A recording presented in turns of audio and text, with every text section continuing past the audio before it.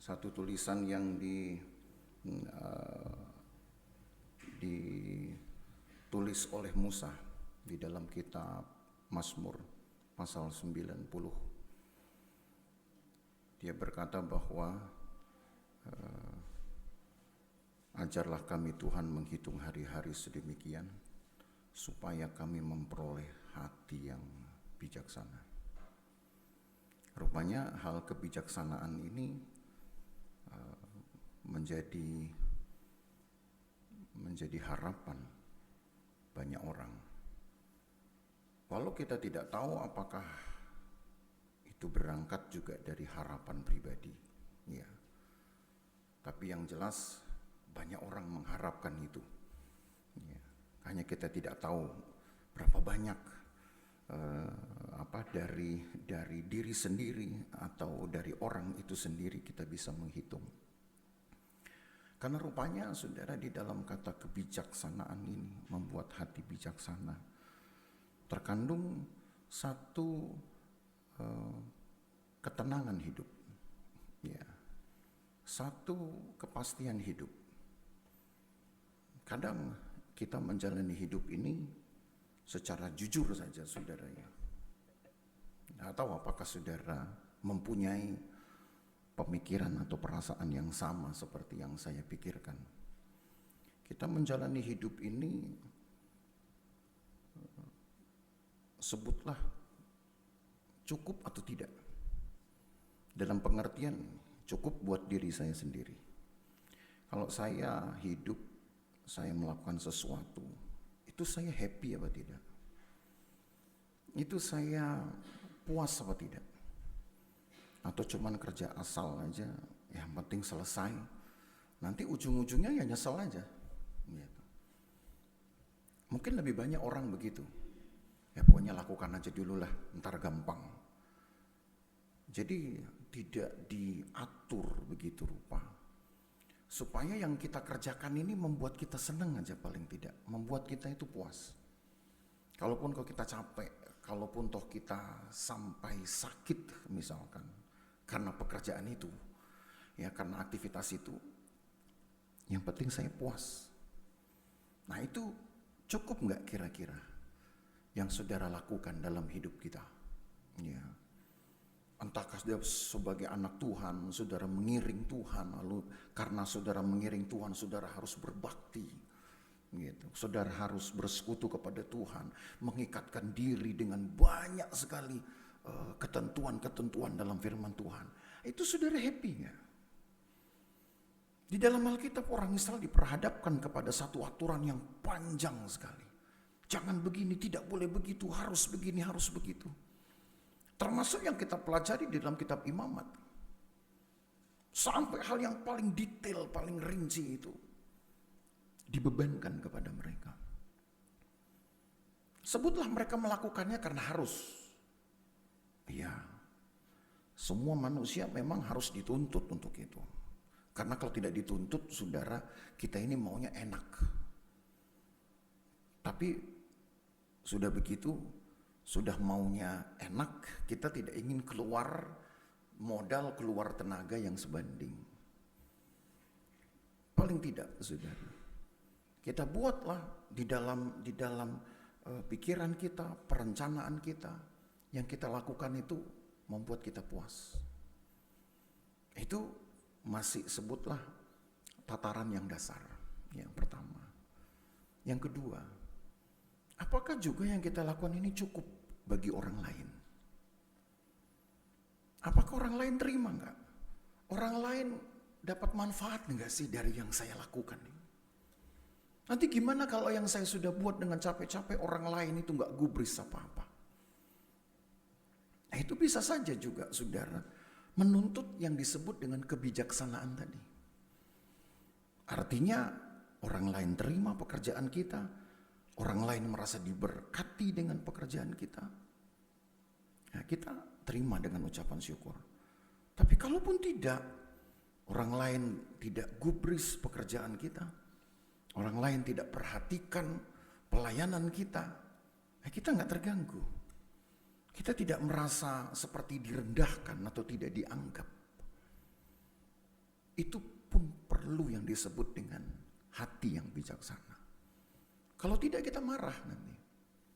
Kenapa orang lain tidak bisa buat yang saya mau? Karena mengukur kepuasan kita dengan cara orang lain menerima tidak sama, saudara.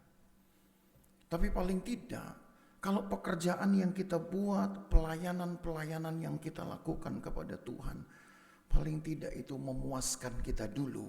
Kita itu enjoy melakukannya, selesai, tidak berat hati kita melakukannya. Itu dulu.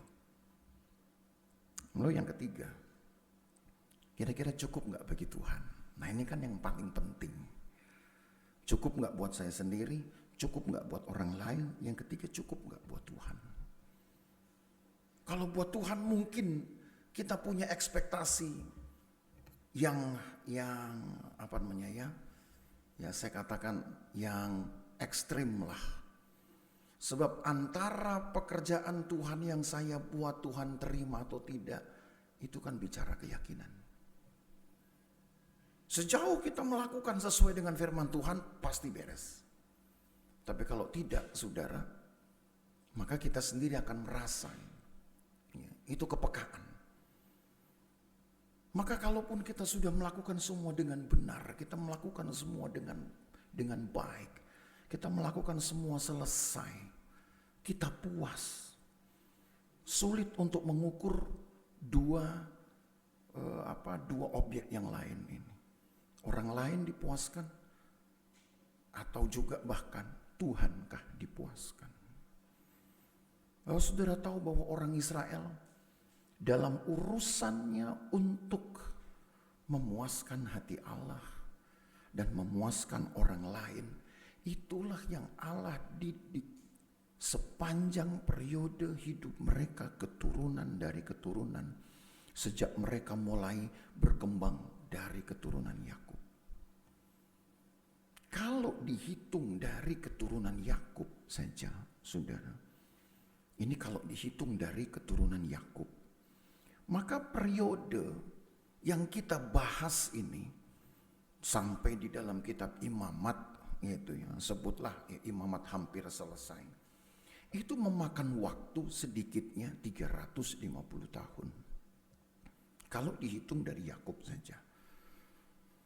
Bangsa ini seolah belum menemukan satu pattern atau satu format yang jelas tentang menyenangkan Tuhan itu seperti apa. Itu kalau dihitung dari Yakub. Kalau kita hitung lebih jauh lagi dari kejatuhan manusia ke dalam dosa, kan setelah manusia jatuh dalam dosa, hidup manusia itu berantakan semuanya. Maka masa yang kita pelajari dari kitab Imamat ini sudah berjalan 2500 tahun. Lebih panjang lagi. Kalau dihitung dari Yakub paling tinggi 400 tahun. 350 sampai 400 tahun.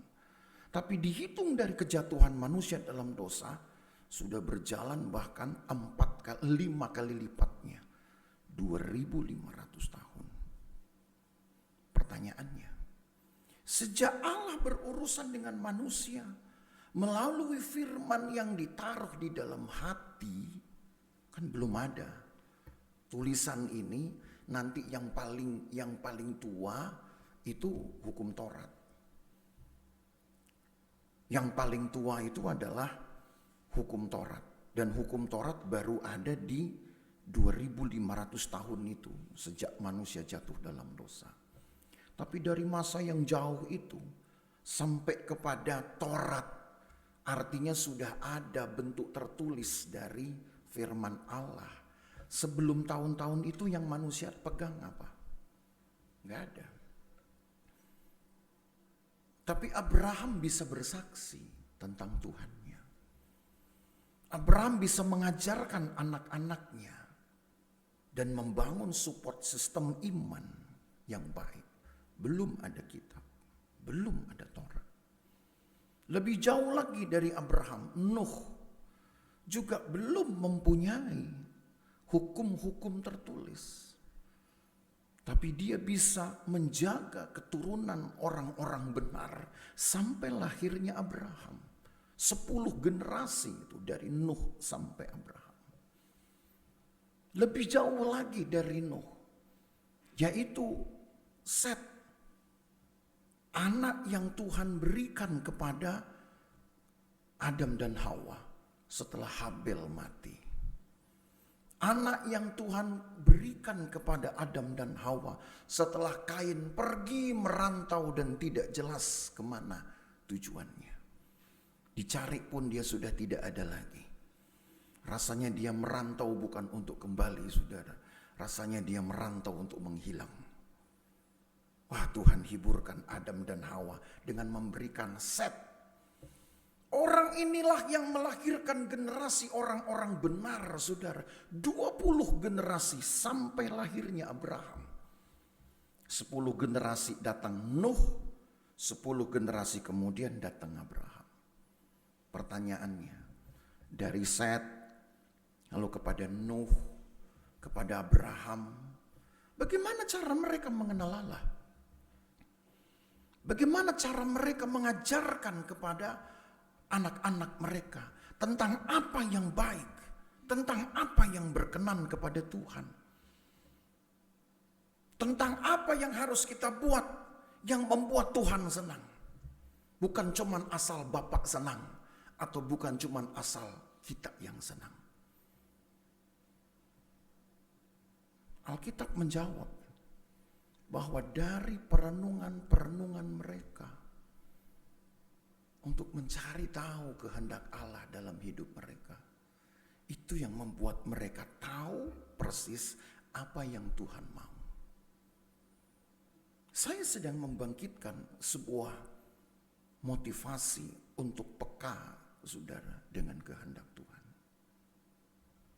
Alkitab ini, kalaupun hadir kepada saudara dengan gambar-gambar, tujuannya supaya saudara suka baca. Saya tidak tahu berapa yang suka baca Alkitab dalam bentuk seperti ini. Kenapa? Udah rapat-rapat tulisannya, gak ada gambarnya lagi, butek banget nih mata baca. Betul gak, saudara? Betul apa betul? Butek banget ya baca. Tulisan melulu gitu, rapat-rapat lagi gitu. Nggak ada kayak gambar atau apa. Ya ada sih, belilah Alkitab Alkitab bergambar, kan ada itu. Alkitab yang diceritakan di dalam bahasa sehari-hari. Sebutlah itu hadir pada saudara. Saudara pegang. Tapi itu cukupkah membantu saudara untuk mengerti kalau saya buat sesuatu, Tuhan suka nggak ya? Kira-kira. Saya melayani, Tuhan suka nggak ya? Malah saya terlibat di dalam pekerjaan Tuhan, misalkan di dalam pelayanan, Tuhan suka nggak ya? Kita nggak pernah, saudara. Jujur saja, kita nggak pernah buat evaluasi itu. Pokoknya saya selesai, tugas saya selesai. Setelah itu nanti tinggal saya renungkan, kira-kira bagus nggak ya penampilan saya? Kira-kira bagus nggak kesaksian saya? Gitu. Orang Israel melakukan itu paling sedikit 400 tahun. Tuhan marah gak kira-kira? Enggak, ditungguin aja. Tungguin sampai benar. Selama apa? Selama orang Israel itu bisa bertahan. Semakin lama orang Israel tidak mengubah, Tuhan tunggu lebih lama. Ujung-ujungnya orang Israel udah tua, udah gak bisa ngapa-ngapain. Baru dia bilang, Tuhan, mohon maaf. Hati sih berkehendak, tapi tubuh lemah. Tuhan di sorga itu ketawa loh, saudara. Tuhan bilang dari dulu, dari waktu masih muda, kan lo gak lahir langsung tua. Gak lahir digendong, langsung kemudian digandeng. Ya, waktu bayi kan saudara digendong, makin tua saudara digandeng, gitu. Jadi hidup manusia itu dari gendongan ke gandengan. Gitu. Nah itu udah takdir itu. Tuhan bilang dari sejak engkau digendong sampai engkau digandeng kemana aja. Wah, saya sih sudah melakukan yang banyak, sebut yang banyak. Maka teringatlah saya dengan Matius pasal 7 itu. Ada orang orang yang berani menyebut, Tuhan, aku sudah mengusir setan, sudah mengusir orang kerasukan setan, sudah apa lagi? Sudah melakukan ini itu. Lalu Tuhan bilang, nyala engkau pembuat kejahatan. Mengejutkan loh itu saudara. Dan ayat itu sampai hari ini masih menjadi momok terbesar saya. Jujur saja. Kenapa? Hidup saya sekarang mungkin sudah sudah separuh dari hidup saya. Saya berikan itu kepada Tuhan. Saya selalu bilang sama Abed, hidup saya itu sekarang bukan hanya untuk keluarga. Hidup untuk anak udah selesai, saya bilang. Anak udah mulai bisa hidup untuk dirinya sendiri. Hidup untuk kamu, kamu juga sudah bisa hidup. Sekarang saya hidup untuk orang lain. Saya hidup untuk Tuhan. Saya nggak bisa lagi mikir apakah saya suka nggak saya melakukan ini. Yang saya pikirkan sekarang dua, orang lain suka dan Tuhan suka. Cuman itu. Orang lain suka saya nggak gubris, tapi kalau sampai Tuhan nggak suka, itu yang menakutkan. Kenapa menakutkan? Jangan nanti saya sudah capek, saudara. Mungkin siapa tahu juga ada penyakit berat, hampir stroke sekalipun, saya tetap lakukan. Lalu ujung-ujungnya Tuhan bilang, enyahlah engkau pembuat kejahatan. Amsyong itu. Yang kita lakukan gak berguna. Itu masih menjadi momok yang paling menakutkan. Maka dari awal Alkitab sudah mengajari kita lewat orang Israel, umat Tuhan. Bagaimana Allah atur hidup mereka dari satu hal ke hal yang lain. Dari satu pekerjaan kepada pekerjaan lain. Dari satu pelayanan kepada pelayanan lain. Tuhan atur begitu rupa. Sampai mungkin saudara pikir mengatur sesuatu. Ternyata sampai ke perintilan-perintilan diatur.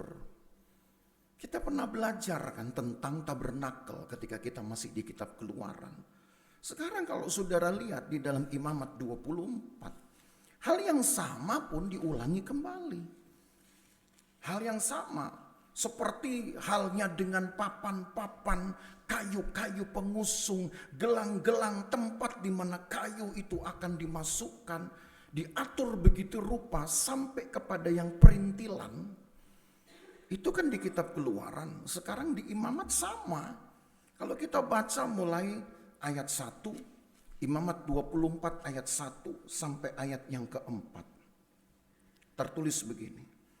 Tuhan berfirman kepada Musa, perintahkanlah kepada orang Israel supaya mereka membawa kepadamu minyak zaitun tumbuk yang tulen untuk lampu, supaya lampu dapat dipasang dan tetap menyala.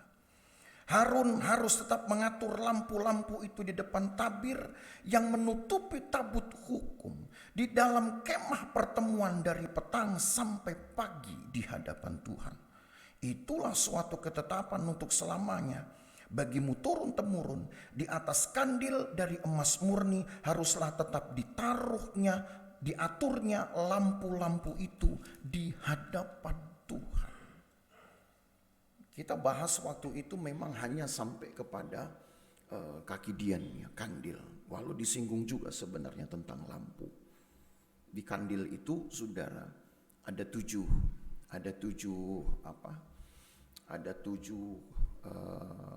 kelopak bunga, gitu di atasnya.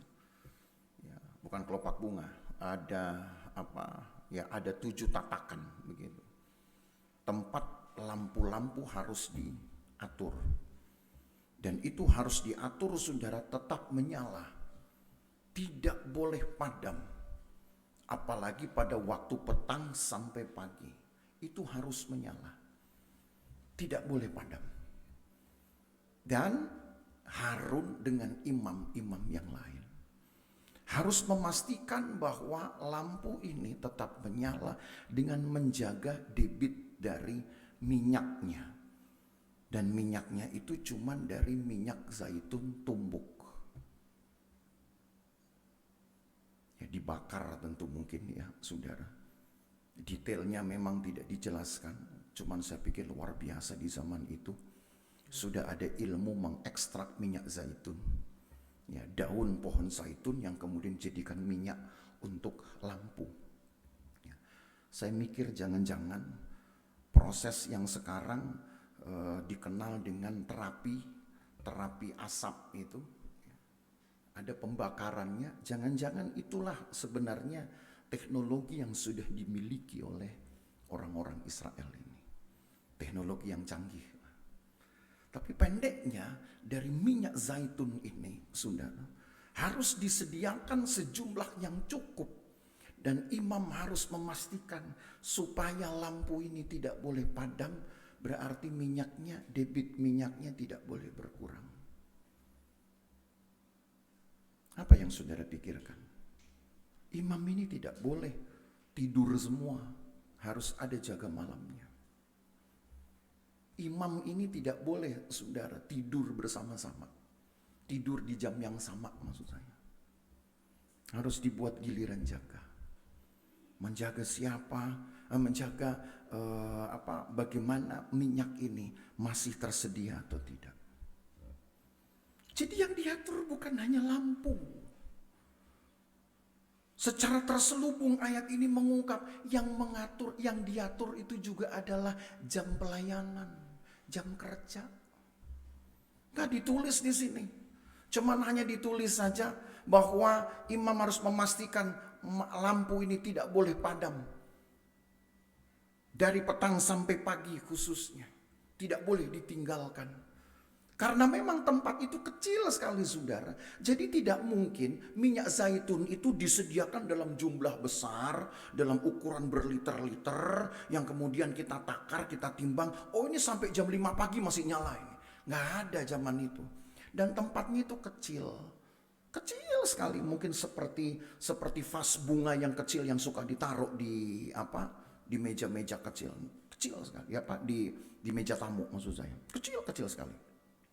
Mungkin mirip dengan kalau saudara pernah lihat piala tempat menaruh lilin. Hanya segitu. Jadi tidak ada semacam tabung galon itu lalu disiapkan imam. Ini udah kita isi lah, kalau perlu udah 20 liter langsung atau sekian liter supaya kita bisa bobok dengan santai. Nggak begitu. Mungkin debit minyak itu dalam hitungan 10 menit, 15 menit, dia udah mulai berkurang karena tempatnya kecil. Dan memang di dalam Alkitab tidak diperbolehkan oleh Tuhan, imam itu membuat tempat yang lain, membuat perkakas yang lain yang tidak disuruh Tuhan.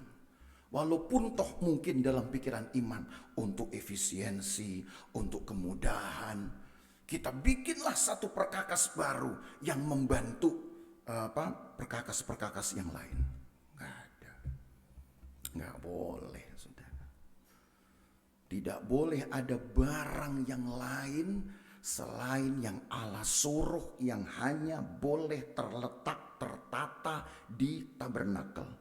Yang tidak disuruh Tuhan tidak boleh ada. Walaupun imam mungkin mikir supaya efisien, supaya kita punya cadangan minyak, kita bikin lagi tempat yang lain. Kalau nggak disuruh Tuhan, dia tidak boleh ada di tabernakel. Itu saudara harus pahami itu. Jadi apa yang kemudian imam lakukan? Ya udah, mereka bagilah jam tidur mereka supaya debit minyak itu tetap dapat dikontrol. Tiap 10 menit mungkin turun dia, tambah lagi. Ternyata di dalam ayat ini yang diatur bukan cuma lampu. Yang tidak tertulis pun ternyata perlu diatur, yaitu hidup. Atur begitu rupa, saudara. Termasuk mau melayani, atur. Yang diatur bukan pelayanannya. Yang diatur bukan pekerjaannya.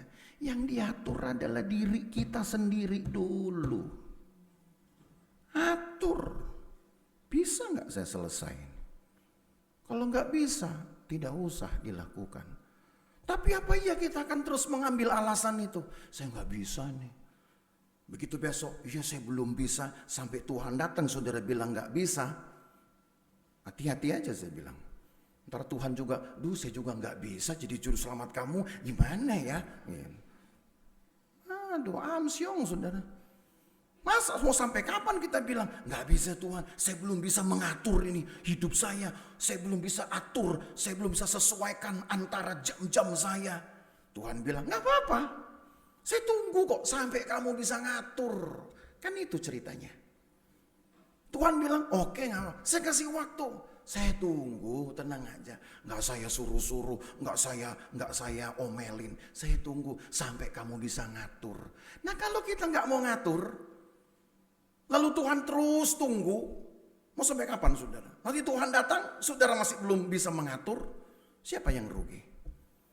Itu yang saya katakan bahwa setiap kali kita melakukan sesuatu, pikirkan 3 hal. Kita suka enggak? Kita happy enggak melakukannya? Kalau kita happy, maka bisa jadi orang lain pun pasti akan ikut menikmati manfaat. Apalagi kalau kita melakukan dengan benar sesuai dengan firman Tuhan, pasti pun Tuhan akan menerima pelayanan kita dengan hati yang puas. Tapi kalau kita aja udah gak happy, kalau kita sendiri udah terpaksa melakukannya, kita hanya melakukan itu yang dengan azas yang penting selesai sih selesai. Tapi kalau pekerjaan itu sudah saudara lakukan, saudara sendiri tidak nyaman, saya ragu 2 objek lain akan terima pekerjaan kita. Betul apa betul coba? Saya ragu orang lain pun akan puas dengan pelayanan saudara, dan saya pun akan semakin ragu Tuhan berkenan dengan pelayanan kita. Dasarnya itu dulu diatur. Maka itulah perlu hikmat. Dan seperti apa hikmat ini? Hikmat ini turun saudara sebagai satu bentuk perenungan. Kita terima kemudian manfaat-manfaat. Kita terima kemudian satu kepekaan.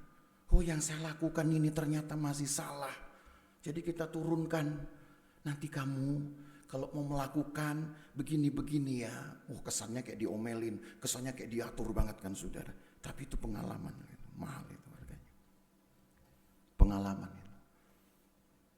Mahal sekali harganya. Waktu saya praktek saudara. Saya praktek di Bandung. Gembala saya orang Belanda. Yang memang tidak bisa melihat sedikit itu tidak pada tempatnya. Rupanya orang Belanda itu rata-rata begitu. Tidak suka ada barang atau pekerjaan yang memang tidak sesuai dengan seharusnya. Jadi kita mesti hati-hati. Pintu ditutup, tidak boleh bersuara. Gembala saya itu. Maka yang paling merisaukan saya kalau tiba-tiba pintu itu berbunyi. Misalkan karena terseret dengan lantai. Kan saya mesti mikir dong. Gembala bilang tutup pintu jangan bunyi.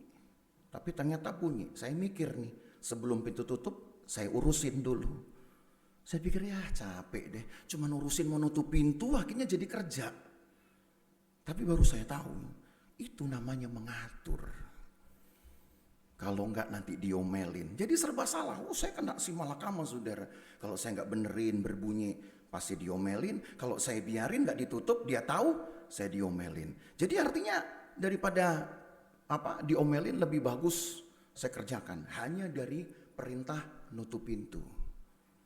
Gitu. Akhirnya enggak cuman 1-2 detik saya tutup. Setengah jam perlu waktu untuk nutup pintu. Kenapa? Ngilangin bunyi dulu. Itu saya atur sudah. Padahal sambil ngomel-ngomel saya. Saya jujur waktu itu pernah ngomel. Kenapa ngomel? Karena itu berlangsung sudah di jam mepet mau ibadah rayon. Saya bilang Tuhan saya belum siapin khotbah lagi. Zaman dulu waktu pengerja saudara nggak seperti sekarang. Kalau sekarang ayat udah banyak numpuk semua di sini. Waktu pengerja dulu ayat 1 nempelnya susah sekali. Gitu ya. Mau ditempelin, mau dilem tuh susah sekali. Untuk khotbah di rayon saya mesti siapin tuh sampai berhari-hari. Ini sudah tinggal jam mepet. Saya pikir ini gembala kok nggak tahu ya. Tapi ya namanya juga sudah amanat kan. Waktu saya masuk praktek kelas 2 kok sama. Hanya di kelas 2 gembala saya bilang, saya praktek di Ketapang. Gembala saya cuma bilang begini, saya hanya mau tiap orang harus mengerti pekerjaannya. Belajar untuk mengerti pekerjaannya. Apa yang dikerjakan, gimana cara ngerjainnya, dan gimana menyelesaikannya. Saya nggak mau kasih tahu, kamu harus tahu sendiri. Berat nggak saudara itu? Makanya sekarang saya setelah jadi gembala saudara, saya jadi mikir, mau saya galakin nggak pengerja saya dengan cara begini?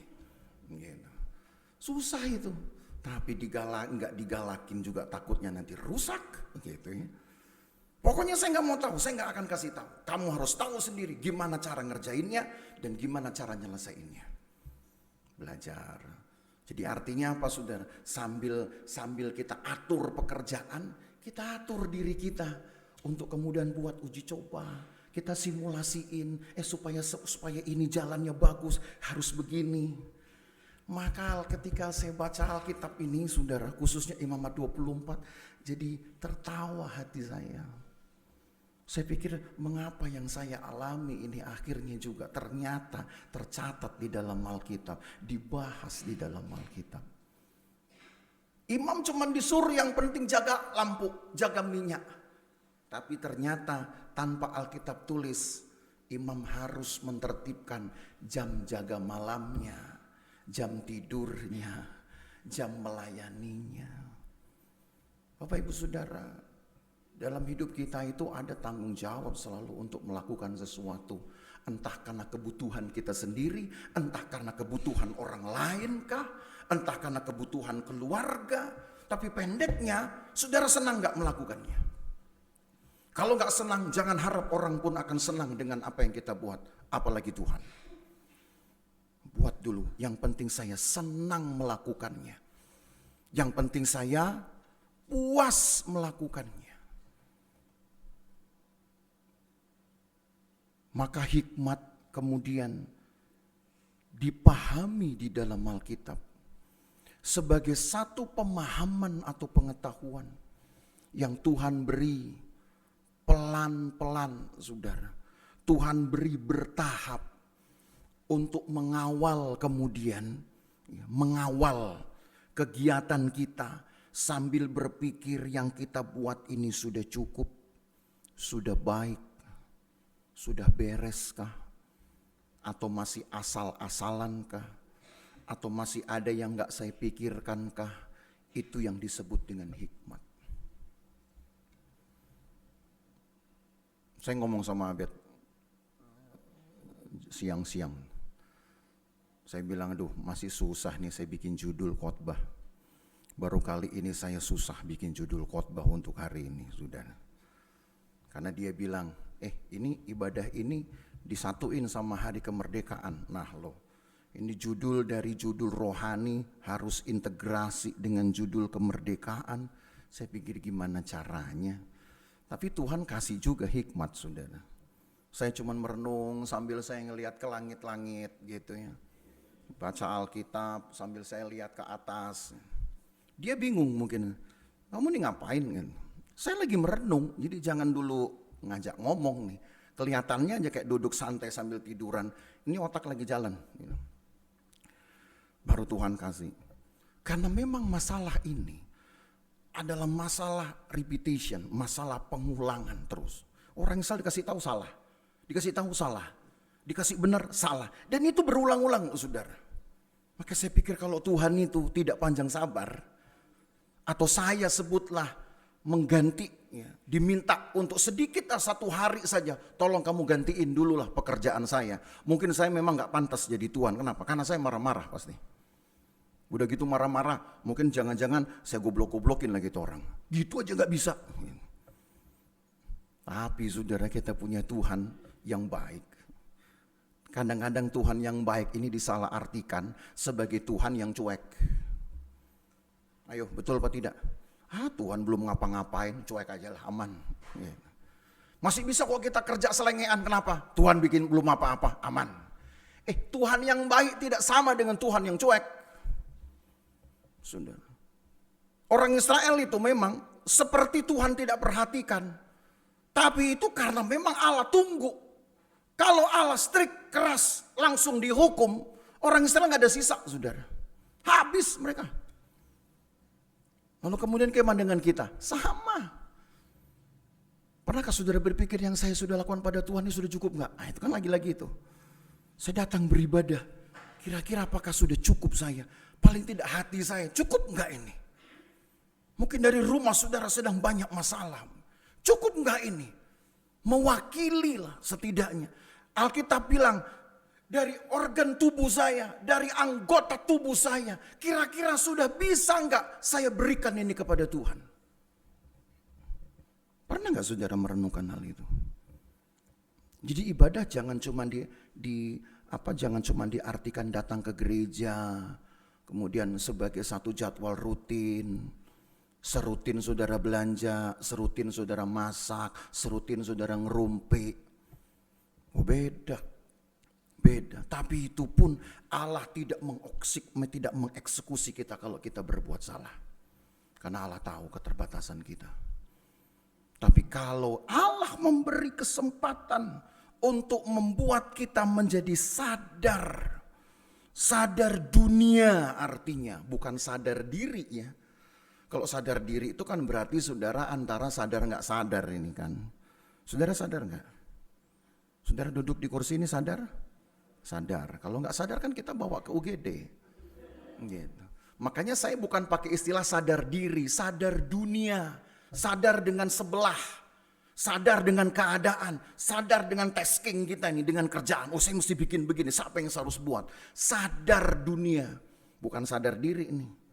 Sadar dengan objek yang lain, pelayanan, pekerjaan, kebutuhan, apapun itu. Sadar dunia namanya. Kalau sadar diri itu bicara soal bicara soal saraf-saraf. Ini sadar dunia. Dari mana kepekaan sadar dunia? Saya tahu saya mesti bikin apa. Saya mesti bikin senang ini nih. Saya mesti bikin senang Tuhan. Pekerjaan saya nggak boleh kemudian dihujat orang. Itu sadar dunia. Dari mana taunya? Dari Alkitab dong. Kita baca satu ayat. Seorang penilik menginginkan pekerjaan yang indah. Oh ya, disinilah baru kita tahu. Bahwa harusnya dari diri kita dulu. Kalau memang kita cinta Tuhan, saudara. Dari diri kita dulu sudah menginginkan yang indah. Jadi bukan indah karena orang lain yang minta. Dari diri kita dulu. Karena kita tahu, oh Tuhan tuh sukanya begini. Peka. Bapak ibu saudara ini masih bicara tentang terang lampu yang harus dijaga, dikontrol minyaknya menit ke menit. Apakah kemudian di dalam Alkitab ini ada imam komplain? Tuhan kami kurang orang. Imam itu cuma Harun dan 2 anaknya loh saudara. Yang dipercaya untuk ada di tempat kudus ini. Jadi cuma 3 orang. Pernahkah ada ayat di situ ditambahkan imam kemudian Harun kemudian melakukan demo. Tuhan, lembekin dikit kayak aturan kita cuma 3 orang ini. Tuhan tidak buat peraturan baru, peraturan yang meringankan. Pokoknya ini tetap ini. You sanggup jadi imam, kalau tidak saya cari yang lain. Masih untung loh kita saudara belum mendapatkan suara seperti itu. Mau gak saudara terima surga? Mau kan? Tapi Alkitab bilang menuju sorga itu hanya ada satu jalan. Yaitu jalan sempit kata Alkitab. Di dalam kitab Markus ditulis itu. Makanya lagu sekolah minggu dulu ada ya. Gitu. Di dalam dunia ada 2 jalan. Lebar dan sempit. Mana kau pilih kan gitu. Yang lebar api jiwamu mati. Tapi yang sempit jiwa glory. Masalahnya saudara mau gak itu jalan tuh sempit? Oh saya udah biasa pak jalan sempit. Dari rumah ke gereja udah sempit gangnya. Gitu ya. Bukan itu. Bukan itu saudara. Bukan jalanmu ke sini. Gitu. Tetapi maksudnya ikut Tuhan itu banyak memang mau tidak mau kita berasa sempit. Karena kebebasan kita itu seperti tidak dihargai Tuhan. Inginnya buat sesuatu yang lebih wah. Tetapi belum tentu Tuhan senang. Kan jadi seperti sempit. perilaku kita. Seperti sempit kebebasan kita. Tapi kalau saudara banyak merenungkan firman Tuhan, lagi sekali juga saudara tahu betul saya harus persiapkan apa untuk melakukan apa, melakukan sesuatu. Saudara tahu pekerjaan saudara, saudara tahu pelayanan saudara, saudara tahu cara mempersiapkan, saudara tahu cara melakukan, dan saudara tahu cara menyelesaikannya. Karena saudara tanya sama Tuhan, rajin-rajin saudara tanya sama Tuhan. Berdoa. Karena di dalam pasal ini ada kasus yang membuat kemudian Musa harus tanya kepada Tuhan. Di dalam ayat yang berikutnya, ini akibat hidup nggak diatur, saudara. Kalau diatur kan ada soal lampu, yang kedua ada soal roti. Tapi coba kita lihat dulu kalau nggak diatur hidup, jadinya begini, ayat 10 sekarang. Ini supaya saudara tahu ada perbandingannya. Alkitab kasih. Ayat 10, masih di Imamat 24. Pada suatu hari datanglah seorang laki-laki, ibunya seorang Israel, sedang ayahnya seorang Mesir, di tengah-tengah perkemahan orang Israel. Dan orang itu berkelahi dengan orang Israel di perkemahan. Anak perempuan Israel itu menghujat nama Tuhan dengan mengutuk. Lalu dibawalah kepada Musa. Nama ibunya ialah Selomit binti Dibri dari suku Dan. Ia dimasukkan dalam tahanan untuk menantikan keputusan sesuai dengan firman Tuhan. Lalu berfirman Tuhan kepada Musa. Dan seterusnya. Kok bisa? Orang Israel, saudara, disebut menjadi orang Israel walaupun bapaknya Mesir, ibunya Israel, tetapi dia disensus sebagai orang Israel. Berarti si orang Mesir ini pasti sudah melewati proses sunat namanya.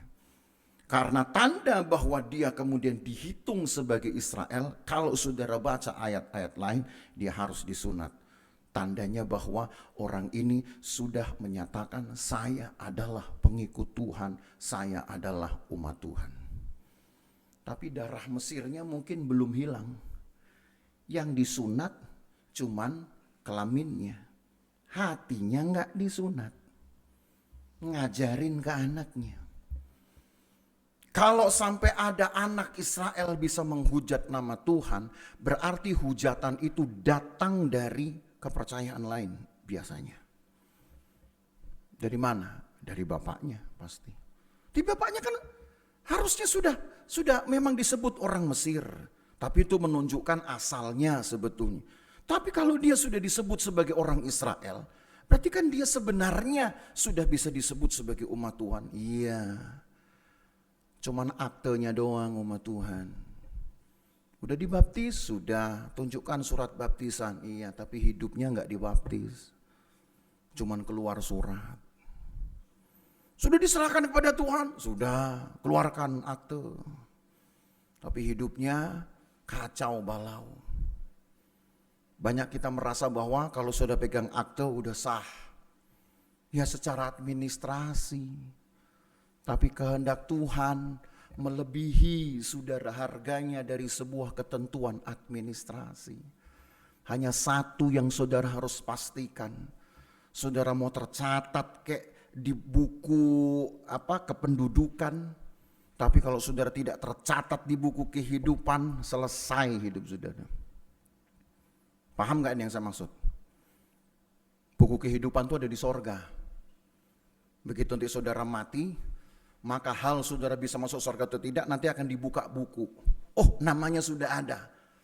Kayak orang kemudian mau ngecek antara tiket yang dibeli dengan boarding passnya. Oh ya ada, silakan masuk. Kalau saudara kemudian datang, udah dekat pintu surga, mungkin ketemu Om Petrus. Karena Alkitab bilang Om Petrus yang pegang kunci surga, saudara ya. Om Petrus pegang kunci, gemboknya sama saya, tapi gitu ya.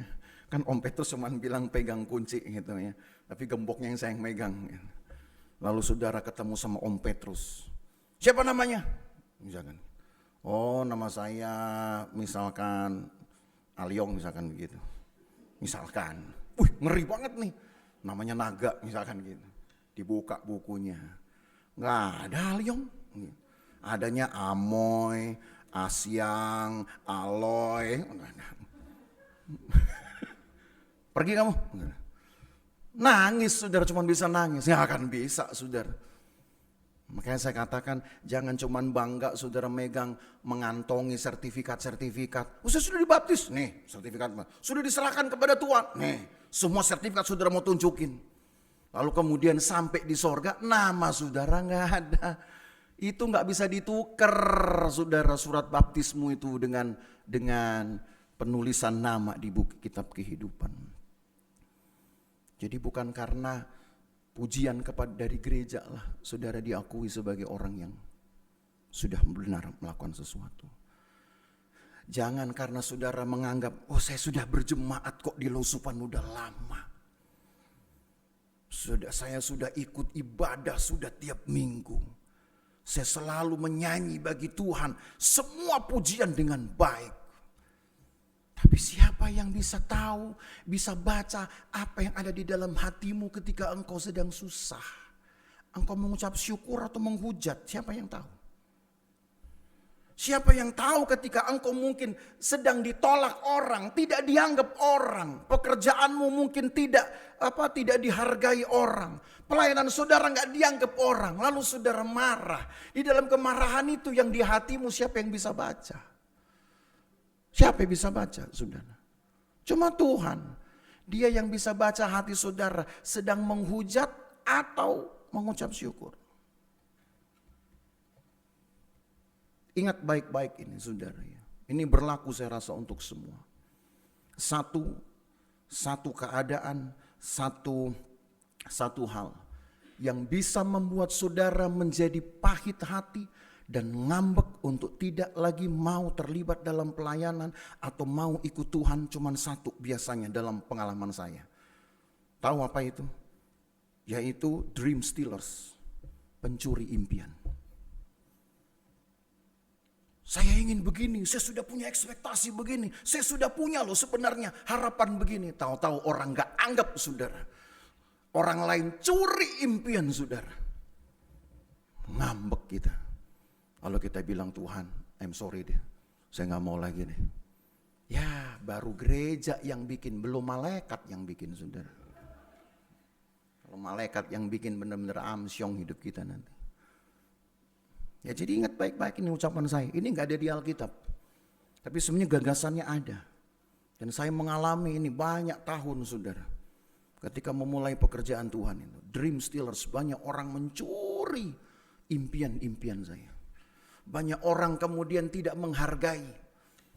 Banyak bukan hanya cuma mencuri impian, mencuri ide pun ada. Saya gak marah. Saya bilang ini kan pekerjaan Tuhan. Nanti Tuhan yang tahu kok yang asli mana, yang nyontek mana, yang harusnya layak dipuji siapa, yang harusnya layak dicaci maki siapa. Biar itu datang dari Tuhan.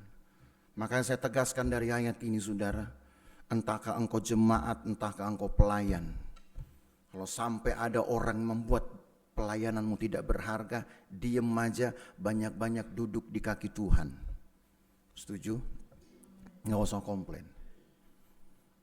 Dengan begitu engkau belajar, berarti masih banyak hal yang perlu saya benahi supaya saya menyenangkan orang, apalagi menyenangkan Tuhan. Gitu aja. Supaya kita juga punya mengukur, oh ternyata yang saya buat ini belum teratur banget, jangan-jangan. Atur lagi. Atur lebih rinci, saudara. Atur hidup kita, atur jam-jam doa saudara, atur semua. Buatlah jam doa saudara. Buat.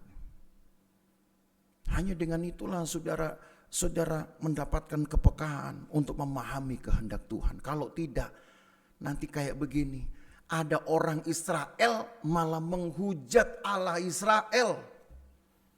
Jangan sampai saudara duduk terregistrasi sebagai jemaat Tuhan di GPDI Losupan misalkan. Atau sebutlah saudara terregistrasi di satu gereja. Saudara aktif sebagai pelayan satu gereja. Tapi di hatimu masih terlampau mudah untuk memelihara penistaan ini terhadap Tuhan atau kepahitan. Orang lain tidak tahu, tapi Tuhan bilang, Musa, saya kasih tahu nih. Kalau saudara baca ayatnya, Tuhan kasih tahu kepada Musa apa yang harus kemudian Musa lakukan dan apa yang harus dihadapi oleh orang ini. Cuma Tuhan yang tahu itu. Maka Bapak Ibu Saudara, memang ikut Tuhan itu ya ada susahnya juga. Dan mungkin kalau untuk hal-hal yang susah, saya cenderung untuk berkhotbah itu seperti menakut-nakuti saudara. Tapi saya bukan khotbah menakuti saudara, kan saudara tahu saya biasa khotbah begini. Ya, saya nggak biasa khotbah meninabobokan saudara. Saya biasa membuat saudara melek. Kenapa? Karena nggak usah dikhotbahin, saudara masih gampang tidur kok saya rasa gitu. Jadi nggak usah dikhotbahin juga. Nah, saya kalau khotbah nggak ingin meninabobokan saudara, saya bikin saudara bangun. Walaupun tiap kali setelah saya khotbah itu sering kali saya bilang, Tuhan, saya suka dengar khotbah saya sendiri. Maka kadang Abid juga suka ketawa geli. Ngapain dengar khotbah sendiri? Ya biarin aja gitu. Nambah subscriber, nambah likers begitu kan. Saya khotbah, saya cuma lihat di mana sih kira-kira salah saya. Itu saya dengerin saudara.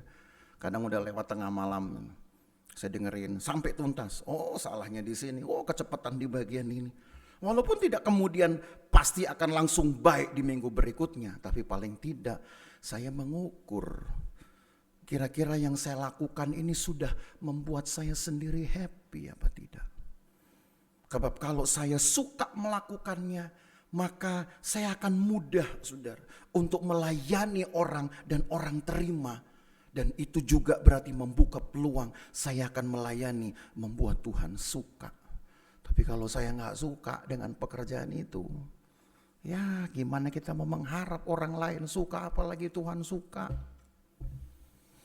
Maka jangan sampai timbul penistaan ini, tapi aturlah hidup, dan supaya saudara teratur hidup, mintalah hikmat, kebijaksanaan dari Tuhan.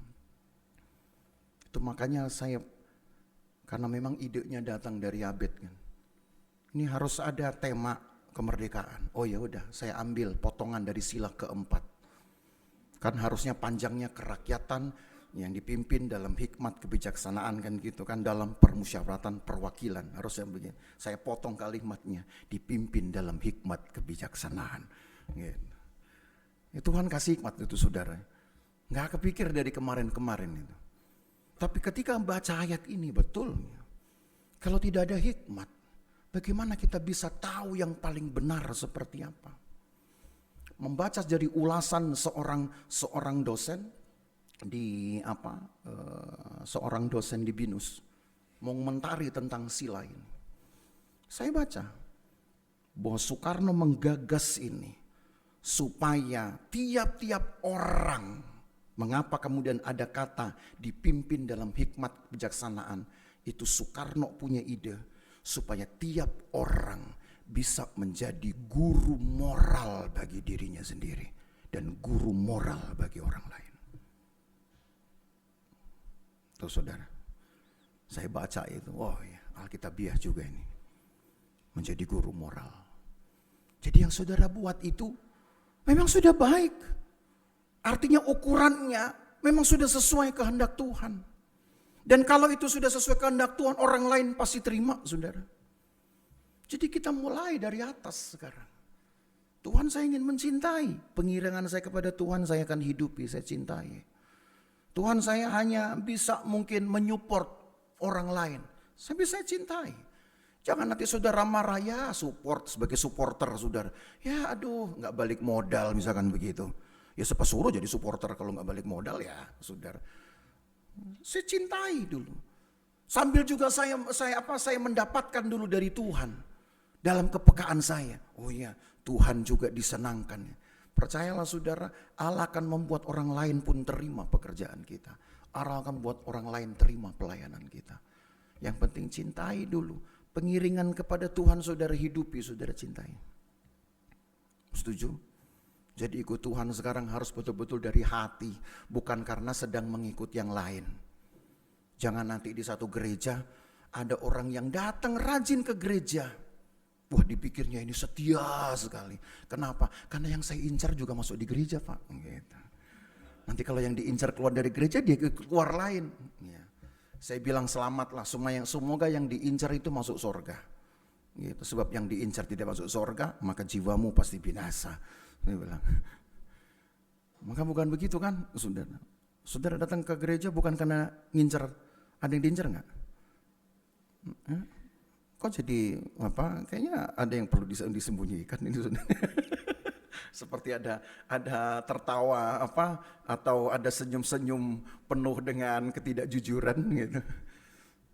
Yang saudara ikuti Tuhan, biarlah Tuhan yang ada mengisi hidupmu saja. Tidak harus ada siapapun. Justru saya ingin masuk di dalam gereja, dalam persekutuan karena saya ingin menikmati Tuhan. Saudara tidak menemukan Tuhan di gereja ini, saudara boleh keluar. Ya. Yeah. Saudara tidak menemukan Tuhan di gereja ini, saudara boleh keluar. Tapi kalau saudara menemukan Tuhan di gereja ini, saudara harus saksikan Tuhan itu keluar. Setuju? Oh, kenapa saya berani bilang begitu? Karena gereja dibangun untuk menjadi tempat persekutuan Tuhan dengan manusia. Kalau orang tidak ketemu Tuhan, jangan masuk gereja. Betul Alkitab bilang, ada orang dengan pakaian yang tidak rapi dari pasar. Tapi kan pemilik pesta berkata, suruh dia ganti baju baru masuk. Artinya tetap diterima. Tetap diterima, saudara. Tapi kalau di dalam kehidupan gereja, hatinya tetap kayak orang pasar. Mulutnya tetap kayak orang pasar. Otaknya juga otak orang pasar. Tidak lagi otak umat Tuhan. Ngerti dong maksud saya? Omongannya masih kotor-kotor, segala macam. Orang pasar kan begitu. Ya saudara tetap jauh dari Tuhan. Maka belajar atur. Mungkin saudara, aduh Tuhan susah banget ya, lingkungan saya ini masih banyak orang-orang yang penuh menista, yang susah mengucap syukur, kadang juga ngomel, saya jadi ikut-ikutan. Nah, disitulah saudara tahu kan? Ini kan namanya saudara mulai mengukur nih, bahwa saya saudara sendiri gak nyaman. Saudara pisahin dirimu, keluar dari situ, carilah perkumpulan yang menyehatkan iman saudara. Gitu dong. Jangan diantepin aja, itu namanya saudara cari mati sendiri. Saya punya teman-teman baru nih, teman-teman rumpi, diajak makan enak tapi ngomongnya tentang Tuhan, kan gitu. Diajak ngopi enak, ngomongnya tentang Tuhan. Yang begini dicari dong. Jangan tetap nanti cari yang lain, cari yang tidak lagi sepaham, tidak lagi tidak lagi satu-satu iman. Cari teman-teman yang lain. Supaya saudara merasa bahwa duniamu tidak hanya melek lihat yang jahat saja. Ternyata masih ada orang yang baik. Apalagi orang yang sesama iman dalam Tuhan. Membangun kerohanian saudara. Nanti pelan-pelan saudara kemudian akan mengubah orang lain. Cara bicaramu mengubah cara bicara orang lain. Percaya gak ini?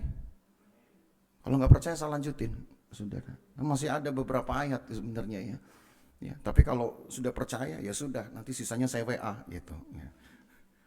Maka Bapak Ibu Saudara mintalah hikmat dari Tuhan. Ya. Hikmat dari Tuhan bukan saudara teriak minta. Minta itu sambil saudara beri waktu bersekutu dengan Tuhan.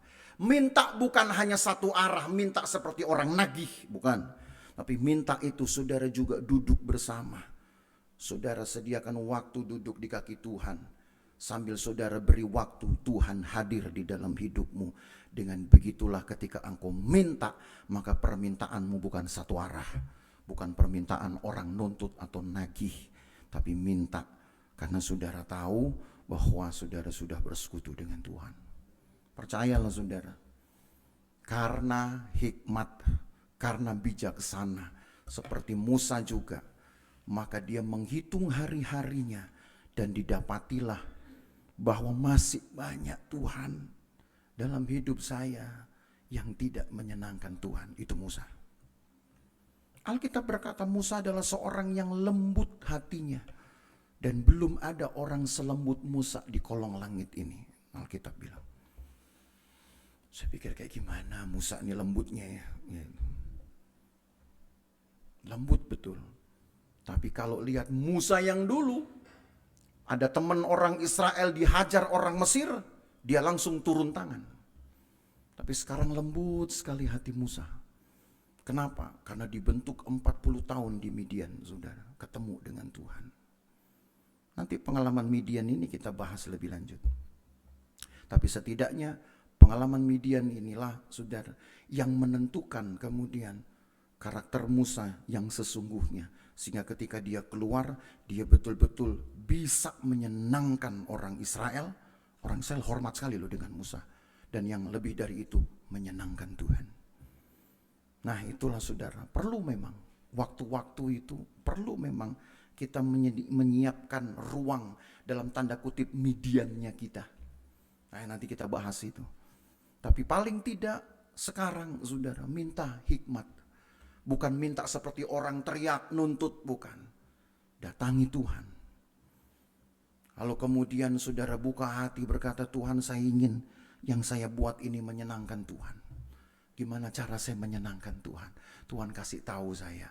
Itu maksudnya yang saya bilang dengan minta. Maka percayalah saudara, mulai hari ini sampai seterusnya, yang saudara buat bukan hanya sekedar bagus, yang saudara buat bukan hanya sekedar memuaskan, tapi yang saudara buat menyenangkan Tuhan. Ya. Dan hikmat inilah yang diimpikan dulu oleh proklamator kita, supaya masing-masing orang menjadi guru moral, sehingga kalau satu baik, semua ikut baik, maka satu bangsa menjadi baik. Saudara baik, masing-masing baik, lalu kemudian saling mempengaruhi yang lain menjadi baik. Satu gereja ini saudara betul-betul bisa menjadi orang baik. Saya dambakan gereja sempurna itu mulai dari lusupan dulu kalau bisa. Gitu. Itu egonya gembala, saudara. Kalau bisa syukur, kalau enggak ya udah, gitu kan. Kenapa? Karena satu orang ngerjakan yang semua dengan cara yang baik, persiapkan yang baik, enggak asal-asalan pokoknya, enggak asal jadi. Semua harus dipersiapkan dengan baik. Tuhan menolong kita ya, saudara. Haleluya. Merdeka. Mari kita bangkit berdiri, saudara. Kita hanya satu pujian, Tuhan ku mau menyenangkanmu, Tuhan bentuklah hati ini jadi bejana untuk hormatmu, cemerlang bagai emas murni.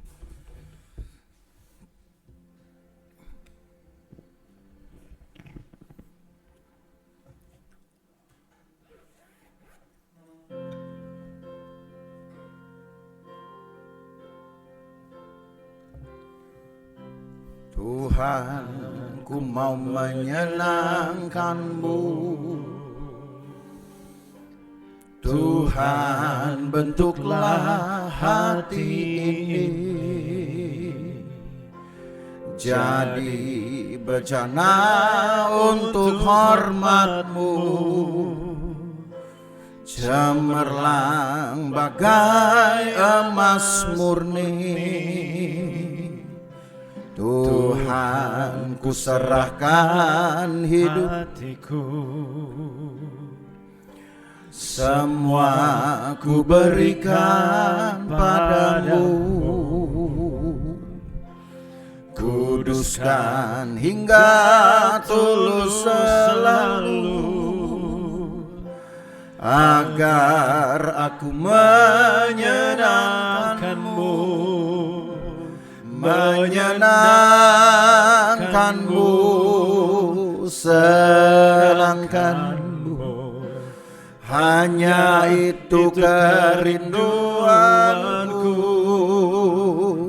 menyenangkanmu, senangkanmu.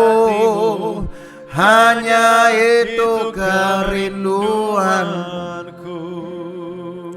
Hari ini sesuai dengan firman Tuhan yang saudara sudah dengar, timbulkan di dalam hati saudara, betulkah saya punya kerinduan untuk menyenangkan Tuhan?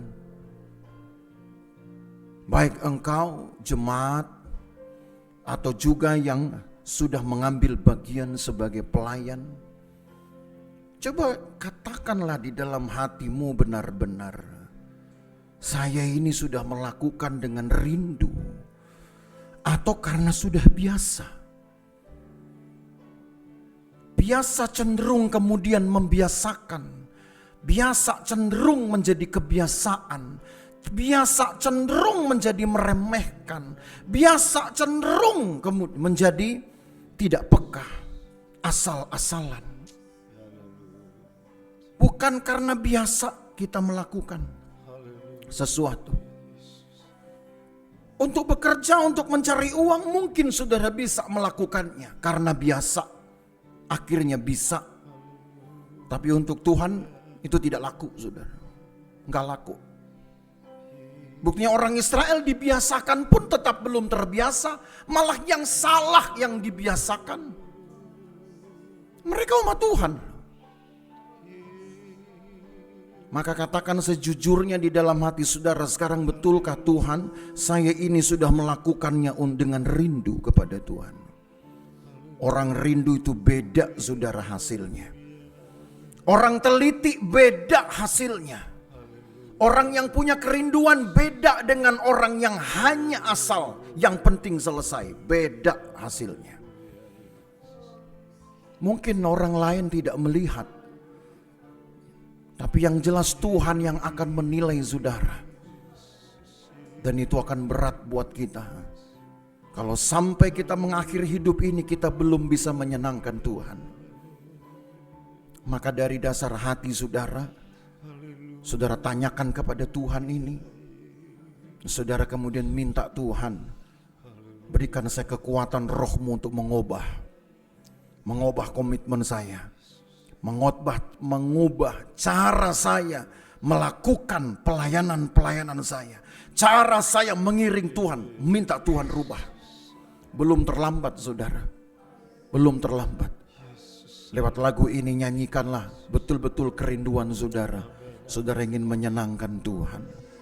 Nyanyikan dari awal, Tuhan, ku mau menyenangkan-Mu.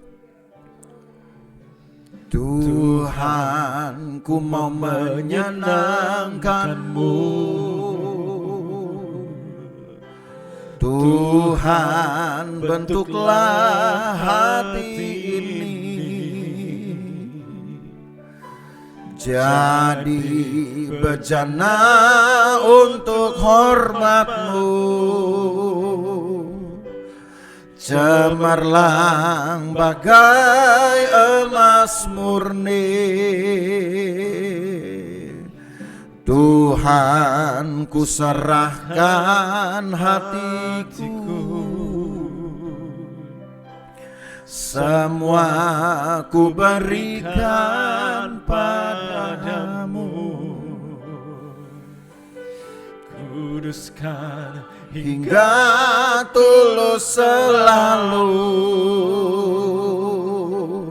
agar aku menyenangkan-Mu,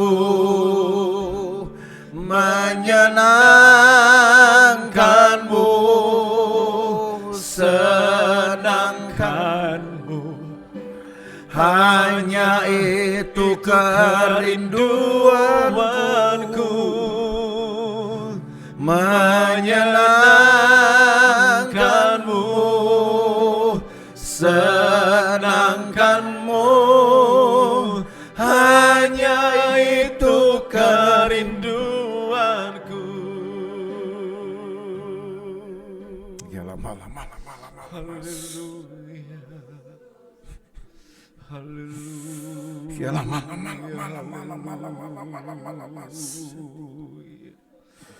Haleluya.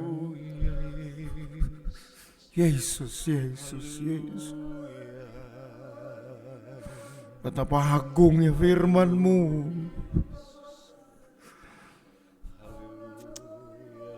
Tidak mudah menyelami hatimu. Tidak mudah menyelami ya Tuhan pikiran-Mu. Tidak mudah untuk mendapatkan keinginan-Mu. Tapi setidaknya kami lakukan hari-hari ini. Kami belajar menyesuaikan dengan firman-Mu. Kami harus mengatur hidup kami. mengatur jam-jam kami, dengan kami bekerja, dengan kami mengambil perhatian di dalam pelayanan.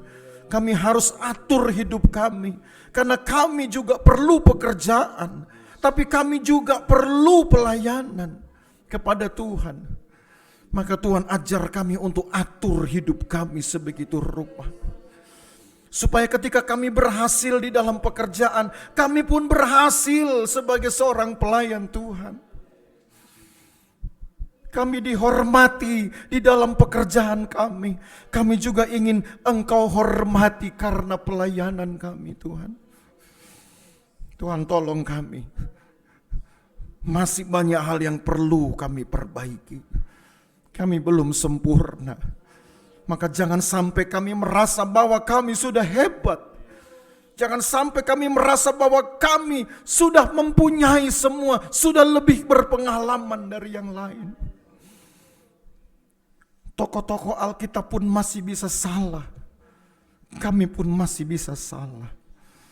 Tapi kalau kami membuka hati, Tuhan tahu masih ada banyak ruang yang kami berikan untuk dapat menyesuaikan diri dengan kehendak-Mu, Tuhan Yesus. Tuhan, tolong kami. Tuhan, selalu lengkapi kami, supaya apa yang kami lakukan untuk Engkau, dari pengiringan kami, dari pelayanan kami, semakin hari semakin baik dan menyenangkan, Tuhan. Terima kasih Tuhan Yesus. Berkatilah umat-Mu di dalam keseharian mereka. Berkati umat-Mu di dalam pekerjaan mereka. Berkati umat-Mu di dalam rumah mereka, di dalam aktivitas mereka, ya Tuhan. Pagari, jauhkan dari bahaya, celaka dan perbuatan jahat orang lain. Tuhan, hindarkan mereka, berikan mereka kesehatan, berikan mereka sukacita. Semua yang baik Tuhan berkati, Tuhan berikan. Hindarkan mereka, saudara, dari hal yang menyusahkan, sesuai dengan kehendak-Mu tentunya. Terima kasih banyak Tuhan Yesus. Memberkati juga Abed yang akan melanjutkan studi di sekolah Alkitab untuk tingkat kedua. Tuhan yang sudah melakukan banyak hal di dalam hidupnya, walaupun tidak mudah baginya untuk mengambil keputusan ini. Banyak yang dia lepaskan, banyak yang dia korbankan. Tapi artinya juga harus makin banyak yang Tuhan berikan di dalam hidupnya, yang akan menggantikan semua yang sudah dilepaskan untuk Tuhan.